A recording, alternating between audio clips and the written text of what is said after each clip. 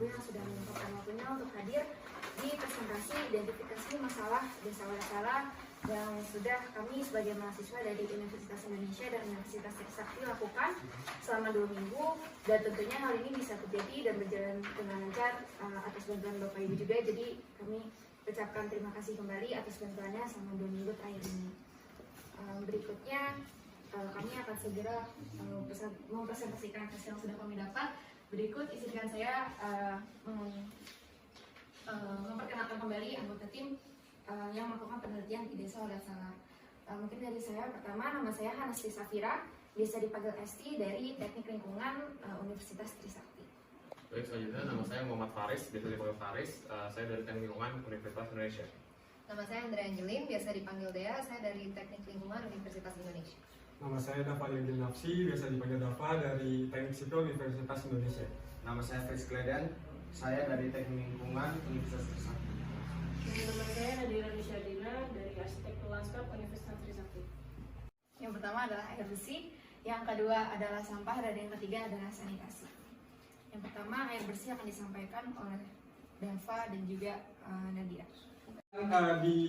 Ditempatkan di sini agar lebih awet terkait petanya, dan di peta ini juga mungkin dapat dilihat bahwa terdapat keterangan-keterangan terkait lokasi sumur galian dan sumur bor yang ada di Desa Walasala ini. Dan setelah kami mengidentifikasinya selama seminggu kemarin, kami menemukan adanya beberapa permasalahan, dan juga sebenarnya mayoritas air bersih di Desa Walasala ini sudah aman, seperti di Dusun 1 dan Dusun 4, dan di dusun lainnya terdapat beberapa permasalahan yang kami temukan, yaitu yang pertama ada pompa air mengalami macet karena pengambil daya listrik, lalu yang kedua adanya permasalahan dalam manajemen sumur bor, yaitu manajemen dalam hal pasca konstruksi sumur bornya dengan tidak dimanfaatkannya sumur bor tersebut secara maksimal, dan yang ketiga yaitu air yang berasal dari sumur bor terkadang terdapat kapur yang dimana kapur tersebut ini dapat menimbulkan potensi bahaya terhadap kesehatan, Yaitu dapat menyebabkan peningkatan pembuluh darah, jantung,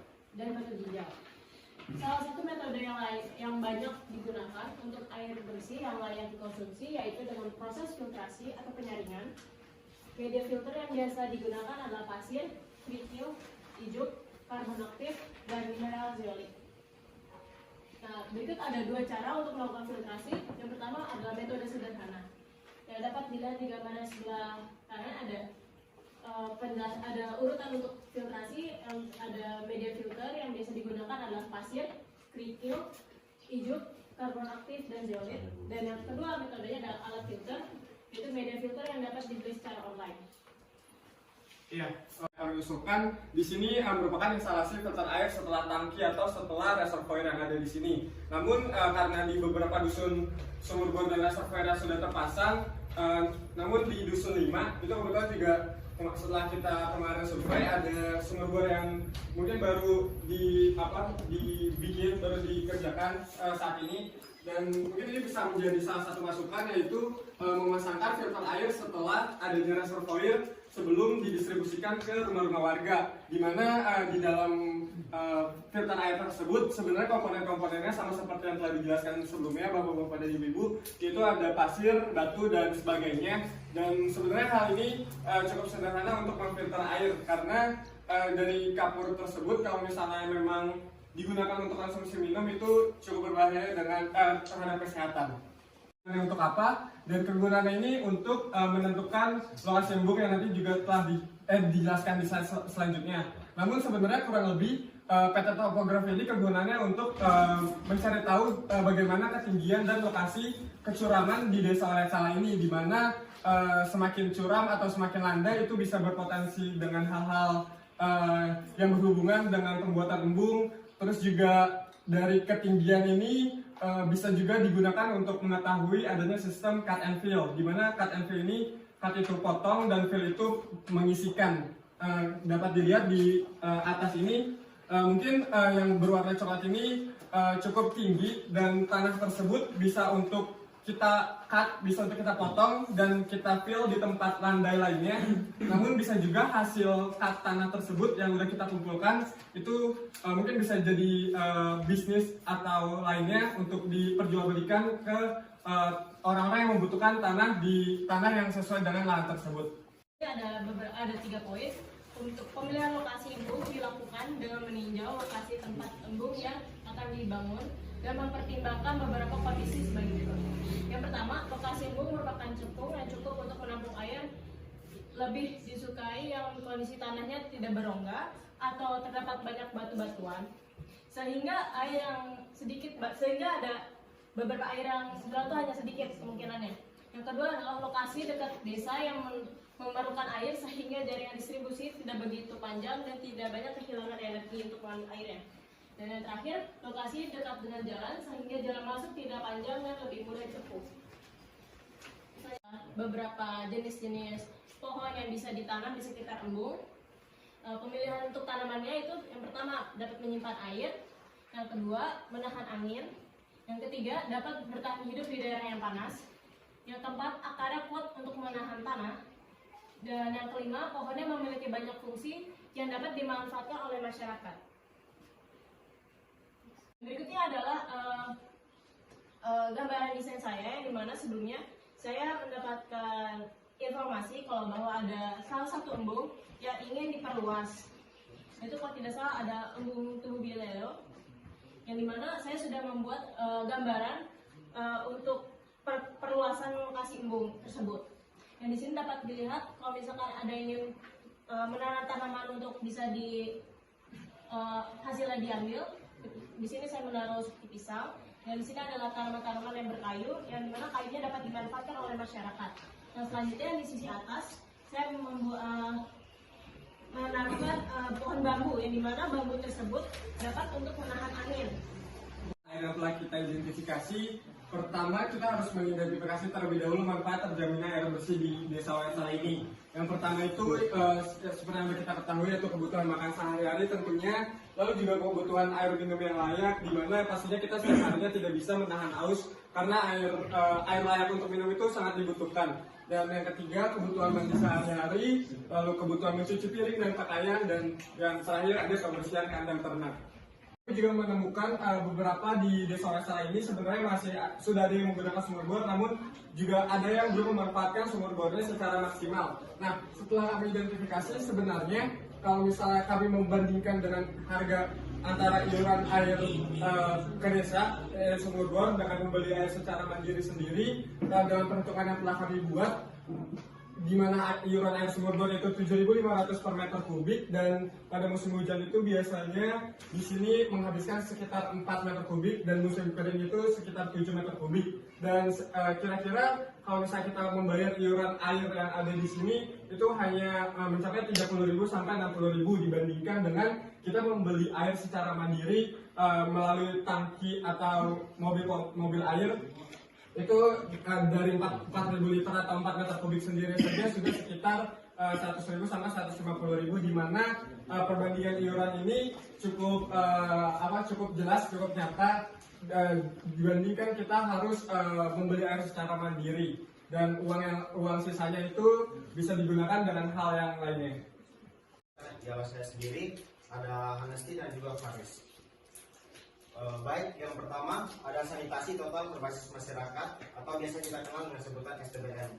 Di sini terdapat 5 poin, namun kami mentitik fokuskan di poin nomor 4, yaitu pengamanan sampah rumah tangga dengan benar. Mungkin bisa dilanjut. Ini adalah hasil dokumentasi kami terhadap sekitar lingkungan Desa Wayasala. Berdasarkan survei kami, di Desa Wayasala sendiri ada lomba STBM untuk menyongsong 17 Agustus, dan itu penilaiannya itu dilakukan 3 hari sebelum hari penilaian. Dari kami menyarankan agar untuk lomba yang berikutnya penilaiannya itu dilakukan selama setahun agar lingkungan tersebut dapat terjaga dengan baik dan bukan hanya untuk 1 bulan untuk menyongsong lomba saja.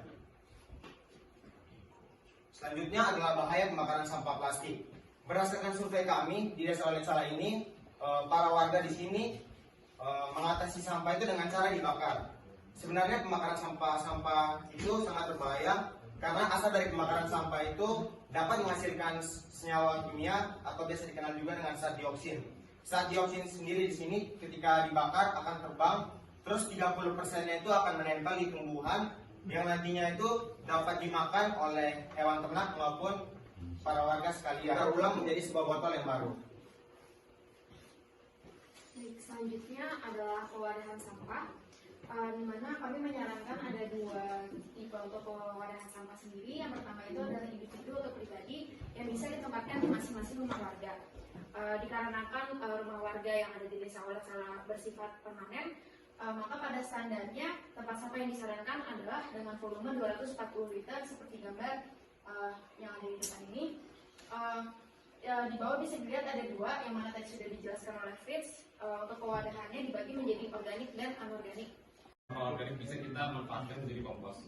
Di mana sistem composting ini kita harapnya terpusat di satu desa di TPS 3 berada gitu. Dan sistem composting terpusat ini merupakan sistem yang dikelola oleh BUMDes untuk memproduksi kompos organik yang terbuat dasar sampah organik yang ada di setiap dusunnya. Jadi harapannya dari semua sampah organik ini bisa kita manfaatkan lagi sehingga tidak mencemar lingkungan, malah menjadi nilai jual yang lebih baik.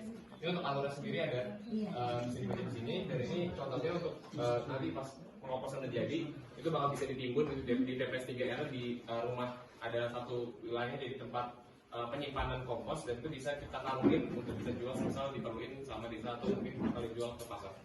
Next, itu apa? Mungkin kita mulai dari compostingnya dulu. Composting itu merupakan proses pelapukan sampah organik berupa daun, sisa makanan, kotoran ternak, dan lain-lain yang dapat dipercepat dengan bantuan mikroba atau bakteri sehingga menjadi kompos atau pupuk yang memiliki manfaat dan nilai jual. Ini ada contoh bentukannya. Ini sederhananya sebuah wadah. Sebuah wadah ini bakal nampung sampah-sampah tadi, mulai dari daun, sisa makanan, kotoran ternak, dan itu bakal terjadi proses aerobik, pelapukan aerobik secara aerobik dengan bantuan mikroba, dan akhirnya bakal ngasilin pupuk kompos atau pupuk dari organik. Apa sih manfaat atau keuntungan dari composting sendiri? Manfaatnya sendiri itu bisa mengurangi sampah yang dibakar, dimana ini yang jadi salah satu titik pusat yang pengen kita kembangin, dimana harapannya dengan adanya TPS 3R, adanya composting, itu kita bisa mengurangi terjadinya opsi untuk membakar sampah gitu. Yang pertama ada kamar mandi sehat. Berikut ada standarnya dari SNI. Yang pertama ada air tanah, sumber air tanah dan jamban atau kamar mandi yang ada itu rata-rata jaraknya harus lebih besar dari 11 meter. Dan setelah kami survei di desa ini, rata-rata jarak sumur ke kamar mandi adalah 21,42 meter dan semuanya lebih besar dari 11 meter. Artinya sudah memenuhi standarnya. Kemudian hal lain yang perlu kami tekankan adalah ventilasi dari ruangan tersebut. Standarnya itu masih ada kamar mandi yang belum memiliki ventilasi yang cukup, seperti saat kita survei di salah satu dusun saat menggunakan toilet, ketika kami gunakan itu masih ada nyamuk yang keluar dari bak airnya. Nah, berikut adalah standar ventilasi yang baik, yaitu besar luas ventilasi adalah minimal 10% dari luas kamar mandi yang ada.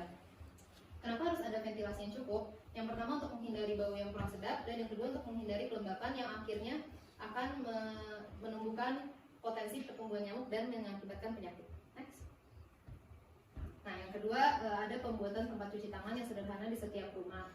Seperti yang kita tahu, cuci tangan itu sangat penting untuk menghilangkan kuman dari tangan-tangan kita. Di setiap rumah disarankan untuk memiliki tempat cuci tangan sederhana seperti ini atau seperti yang terdapat di depan balai desa. Next. Kenapa kita harus mencuci tangan? Kuman dan penyakit sangat mudah ditularkan melalui tangan. Pada saat makan, kuman dengan cepat masuk ke dalam tubuh yang bisa menimbulkan penyakit. Tangan kadang terlihat bersih secara kasat mata, namun tetap mengandung kuman.